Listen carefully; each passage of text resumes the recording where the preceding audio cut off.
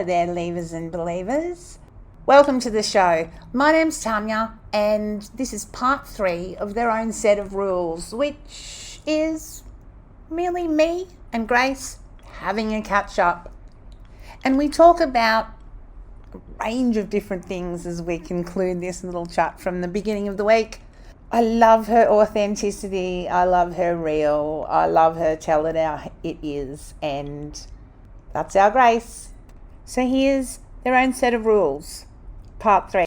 I mean, certainly Cassius is not alone in the people who've turned their back on the Hillsong church and seem to have emerged, disappeared, busy doing something else, nothing to see here, moving along. Yes.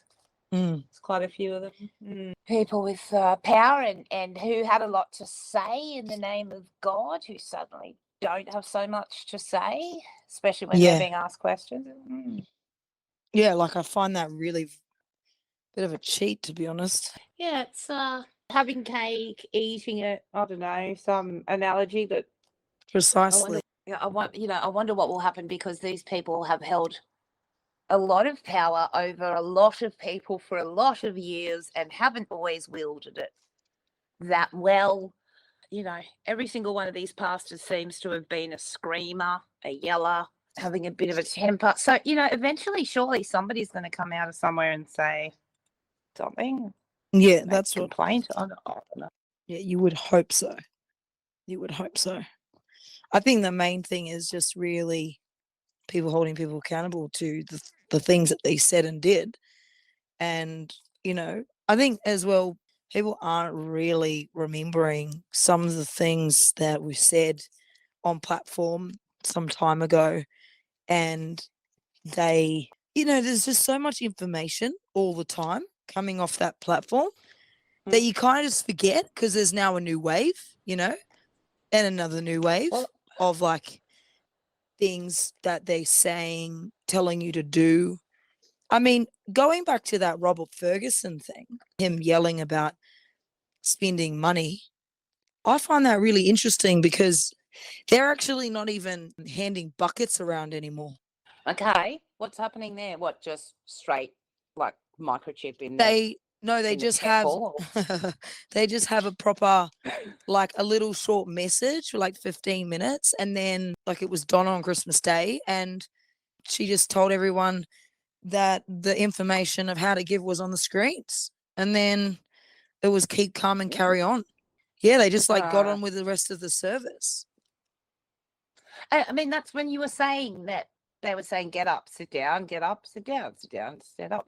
But it was weird to have offering and them to give a message on the Bible, and then it was like, the information to how to give is on your screens, and then no buckets being handed around. So I'm like, what now? I'm like, it just felt really weird, like that they don't give the buckets out. So there's no actual ability to give. Is that a Christmas thing? Because they didn't want to go over the top on Christmas Day? No, I think that's standard now, which I found, I don't know, it was just really different. It was just really interesting. And yet the Robert Ferguson there wasn't backwards in coming forwards about coughing up the offerings from the sheep. Yeah, that's I'm like, what is he saying that for? They don't even pressure. They really clearly didn't pressure you. Why have they got financial challenges when they own office space in New York and Festival Hall in Melbourne, $23 million worth?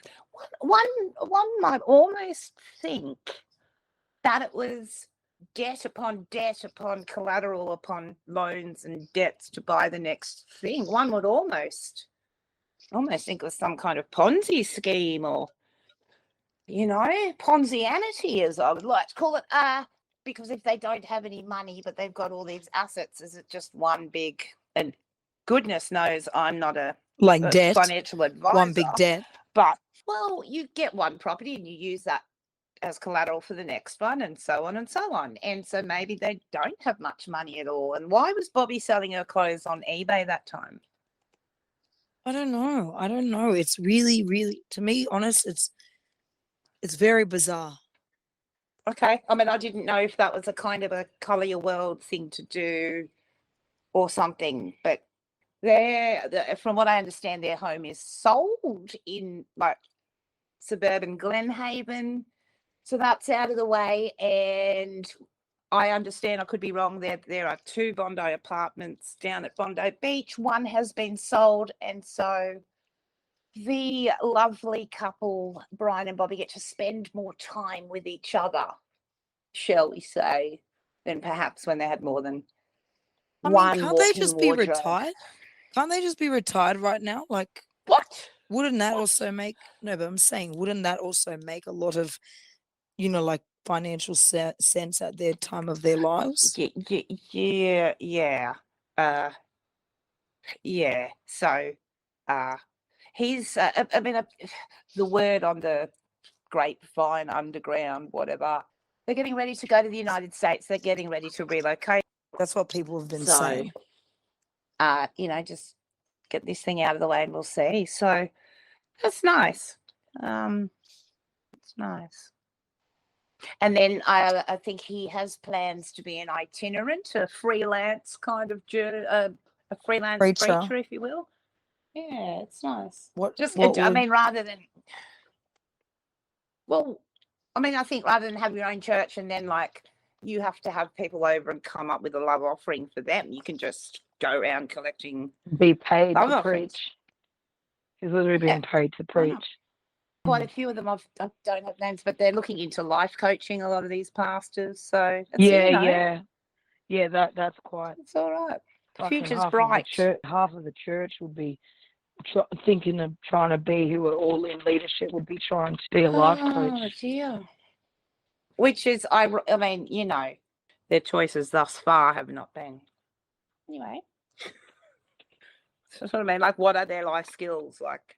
I think it's about the positivity, really, about the positive vibes they're given and people living life the way, in a way that they know. Perspective, being disciplined, meditating, all that stuff, all that good stuff. Yeah, if people are charismatic, they're charismatic, and if they can, if they're great salesmen and they're charismatic and people like their personality, they're set for life. Or have you ever heard of Church by the Bridge? Yes. Where is that from? I think it's near the Sydney Harbour Bridge, and I think there's been some relocations there. I'm just chatting to you anyway. It's hard to keep up with the Kardashians. Oh, it's easier to keep up with the Kardashians and the. It's such a soap opera. Such a soap opera. It truly is. So. Pros in the Greek, rotten talk. Don't let any rotten talk, not just because it's damaging people, it grieves the Holy Spirit. He's upset when we do it.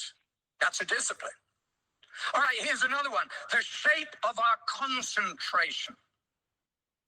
The shape of our concentration. Fix your gaze directly before you. Verse 25. Misshapen focus misses the prize. You know the story in Luke 10:38. Mary and Martha together. Mary sat at the Lord's feet, but Martha was distracted by all the preparations that had to be made. Are you going to be distracted? No, I love the fact that Tyler here is writing with a notebook. I think that's wisdom. Because when you've got a phone in your hand, oh dear, Bernard. mentioning no notes, and you're taking notes on a phone, there's a million distractions. Oh, Dad.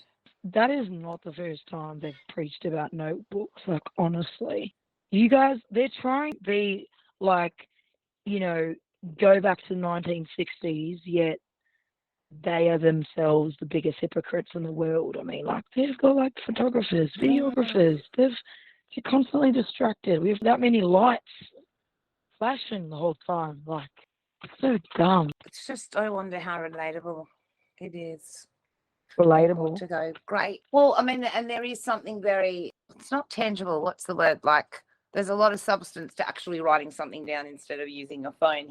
We know. Yeah, we do know that research has said that writing, it uses the brain to think as well as do at the same time, which is what also music helps with memory too, which we know it's been proven certain genres of music listening to whilst reading and writing helps too. But that, I mean, like, what I'm saying is like these, you know, they've been talking like this for years of trying to be counterculture and being different, but they are the most fashionable church series on earth. They're trying to just be like a worldly, the most worldliest version of church that they can get without being it, literally.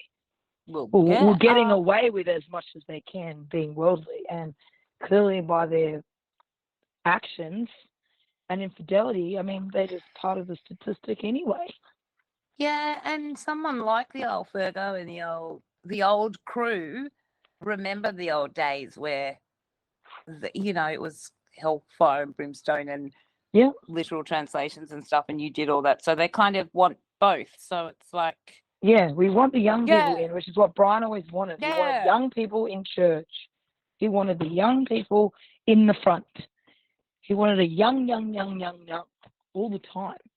And then we end up with old birds like him who are being trying to preach old all the time. I'm like, wisdom and maturity doesn't just come from sitting and listening to a bunch of old people.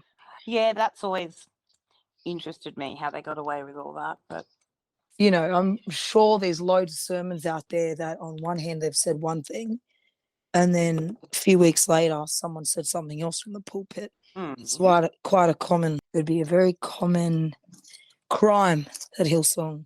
Contradicting itself. Yeah. Themselves. Yeah. Well, why don't they check with each other, or they don't care, or what? I think the ones that never leave Hill's soul and circle tend to have, I think Peter, not Peter, I think Robert was kind of part of ensuring there was, what they call it, integrity from the pulpit. There was definitely roles like that around, definitely. I mean, Robert and Amanda were kind of in charge of, well, they were in charge, not kind of, they were in charge of the worship, ensuring that worship was, the words that were spoken were in line with the word of God. Okay. Yeah. And he was the big fancy Bible teacher or Bible college man, wasn't Yeah, that everyone was scared of. Wow. People told horror stories of college and being 5 minutes late, or you'd have to then get up and prophesy. Ooh. There was definitely a lot of shame attached to being put on the spot by Robert, which I think was his you then have to prophesy. Like, it was almost drop and give me 10 prophecies. Yeah, literally. It was like almost like punishment, but a public shame also. And like it's almost like Robert projecting all the hate he had for college students and the attitudes that were set within Hillsong environment. He kind of got back at all the students that way. It was weird. Look, I'm a girl who grew up in, you know, one would say excessive discipline. So in some ways, you know, when you're a little bit older, you kind of think, oh, yep, they got their serving. But in other ways, you understand the psychological harm that things like that can do, because we know now with bullying and things how the psychological impacts of that is quite significant, especially if you don't know that person's trauma history and they're getting publicly shamed in a church, college, Christian college, and who knows what they've gone through in their lifetime. And that, I guess, that's where all these stories, you know, from ex-students of just and ex-members have come out through the years, the impact that some of these situations that students and members found themselves in, how it has impacted them. You know, there's stories about women struggling to have sex, and relates to the purity culture that they were groomed in. And it's quite scary stuff when you think about it.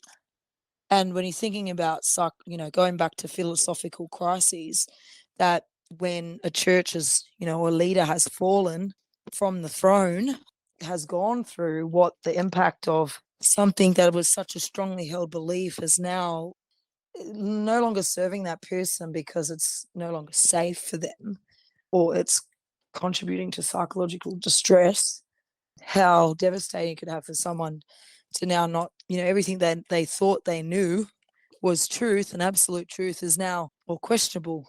Yeah. Yeah. And I think that's where the going back to snap judgments again, I think that's where all those snap reactions, etc., come into play, because people don't know how else to process. And they have a lot of intense feelings of anger or shame or guilt, grief, and hate, whatever else you want to, whatever other words you can associate or feelings you can associate with that experience that people have had when they've hit a crisis point and a philosophical crisis about what do I believe in now? And then it turns into all or nothing thinking, like, I'm not a Christian, I'm an atheist now, I've got nothing to do with it now. If that might be your point of view at this point in time, and that's totally fine. All I'm talking about is actually going through a healthy processing of everything. And that can't be, you can't shortcut that process. I mean, I'm sure Hillsong would love to give you 5 steps to healing. And I know number 1 would be stop having grudges on people and maybe start tithing, and everyone in the church will feel better. Well, that's and you'll what he be just blessed. said, yeah. Yeah, I know. I'm re-quoting him in a slapstick way. But yeah, if people actually slow down and process and look back after a few years, what place did this serve me? I mean, we all want identity and belonging. That's part of philosophical questions we are asked, and we are pushed to challenge and ask and think about when we are going through those stage development of, childhood, adolescent, young adulthood. And you built this beautiful picture of what Disneyland looks like, and then you finally get there and it's horrors.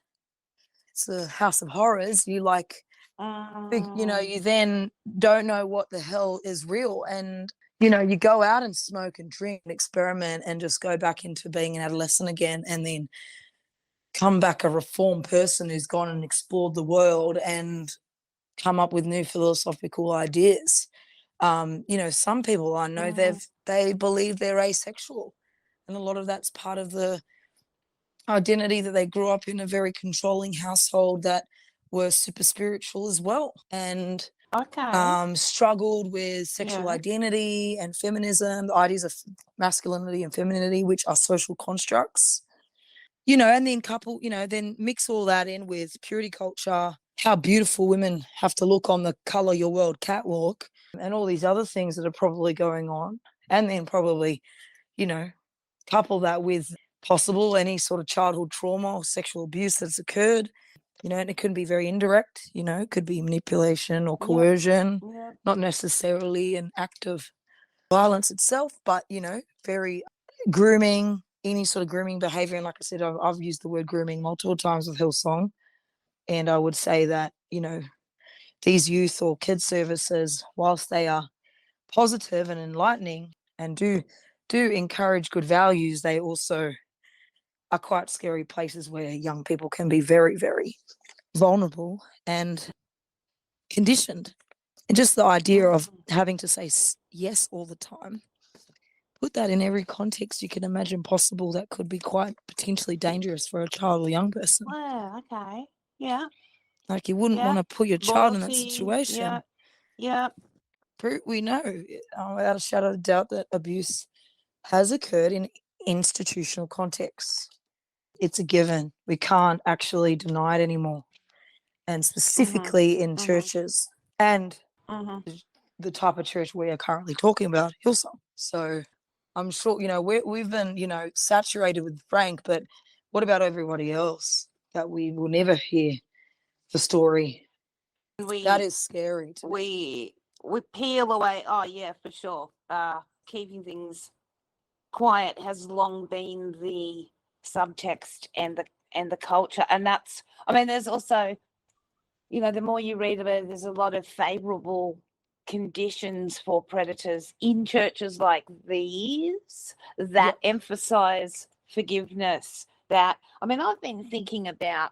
Someone made a comment on the Facebook about leaving Hillsong Facebook page about, are there more prolific abusers than the Catholics. And you've got to wonder, I mean, obviously it's a population thing, but man, the evangelical population has exploded with all of this kind of turn to the person next to you and give them a hug, lay hands on someone, hug them, pray for them. Like it's a lot more, there's a lot more opportunities for, accidents or. Yeah, and side note, what about churches like, sister organization with the drug rehab or the rehab for people with addictions? I mean, they're vulnerable people. Vulnerable people. What evidence-based programs are they running for these people? Are they teaching them the way of God and Christianity and that'll clean them up? Where does it come from? Like where does that program, what evidence base is it? What theories is it based on? I know for a fact these people have not gone to university. And I'm not saying that the school of thought is the only thing that qualifies you. I'm saying that the practice of critical thinking and assessing perspectives and looking at evidence and then questioning it and analyzing. I mean, these are government-funded organisations and rehabs as well, so there'd be multiple funding streams. Yeah, I mean, I don't think it's intellectual snobbery to want the people that work in a rehab funded by the federal government to have qualifications in the field. Yeah. Yeah. Yeah, I know for a fact that some of the hiring of people with those places was the qualification was how much they'd served in church.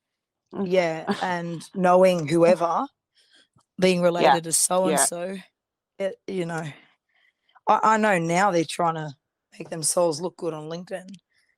Sorry, it's the same interview that we had yesterday in London. I mean, that's what Catherine found out straight away is that, any hopes that she had of participating in leadership or anything really, it was out of the way because she worked full-time and commuted. So she just didn't have the time or the energy to serve. And that was the end of the story then. Yep. That's it. That's pretty rough. That's the bottom line.